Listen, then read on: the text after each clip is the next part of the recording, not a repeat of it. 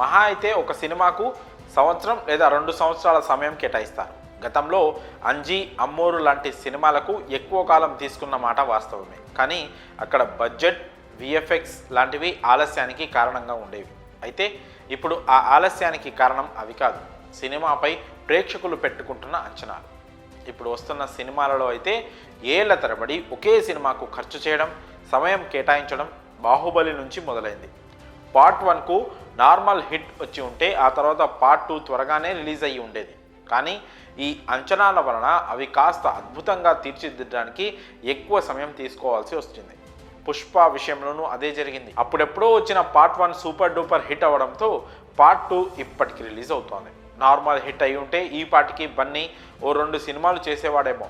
కానీ ఈ విపరీతమైన హైప్, క్రేజ్ వలన మొత్తానికి పుష్ప కంప్లీట్ అవ్వడానికి 5 ఏళ్ళు పట్టింది. ఎటకేలకు డిసెంబర్ 5న పుష్ప మానియాను ఎక్స్పీరియన్స్ చేయబోతున్నారు అభిమానులు. ఈ సినిమా ఎలాగూ బ్లాక్ బాస్టర్ కొట్టేస్తుంది, అందులో ఎలాంటి సందేహం లేదు. ఎందుకంటే ఇప్పుడు వరల్డ్ వైడ్గా బన్నీకి ఉన్న క్రేజ్ అలాంటిది. అయితే ఇప్పుడు అసలు మ్యాటర్ ఏంటంటే ఈ సినిమా తర్వాత బన్నీ మరో సినిమా వెంటనే చేస్తాడా లేదా గ్యాప్ తీసుకుంటాడా అని అభిమానులు సందేహంలో పడ్డారు. ఎందుకంటే ఈ సినిమా కోసం ఇంత గ్యాప్ తీసుకున్నాడు కాబట్టి సాధారణంగా ఇలాంటి సందేహాలు వస్తూనే ఉంటాయి.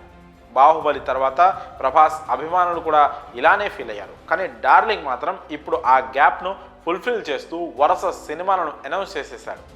1 కాదు 2 కాదు, ఏకంగా 5 సినిమాలు చేతిలో, మరో 6 సినిమాలు డిస్కషన్లో ఉన్నాయి. ఈ క్రమంలోనే ఇప్పుడు అల్లు అర్జున్ కూడా డార్లింగ్ను ఫాలో అవుతున్నాడని సమాచారం. తాజాగా జరిగిన పుష్ప 2 ఈవెంట్లో బన్నీ మాట్లాడుతూ అభిమానులను ఇప్పటికే 3 ఏళ్లు వెయిట్ చేయించాను, ఇకపై గ్యాప్ రానివ్వకుండా చూసుకుంటానని మల్లువుడ్ ఫ్యాన్స్ సాక్షిగా మల్లు అర్జున్ ప్రామిస్ చేశాడు. సో అల్లు అర్జున్ ఇక స్పీడ్ పెంచే పనిలో ఉన్నాడని క్లియర్గా అర్థమవుతోంది. ఇక దర్శకులు కథలతో రెడీగా ఉండడమే లేట్. అల్లు అర్జున్ కూడా డార్లింగ్లా నెక్స్ట్ సినిమాతో వింటేజ్ వెర్షన్ గుర్తు చేస్తాడా లేదా మరో పాన్ ఇండియా మూవీకి గ్రీన్ సిగ్నల్ ఇస్తాడో చూడాలి. ఇప్పుడున్న క్రేజ్ చూస్తుంటే డార్లింగ్ తర్వాత ఆ రేంజ్ స్టార్డమ్ సంపాదించడం బన్నీకే సాధ్యమంటున్నారు అభిమానులు. ఇక పుష్ప 2 రిలీజ్ తర్వాత ఏమవుతుందో చూడాలి. మరి ఈ విషయంపై మీ అభిప్రాయాలను కామెంట్స్ రూపంలో తెలియజేయండి.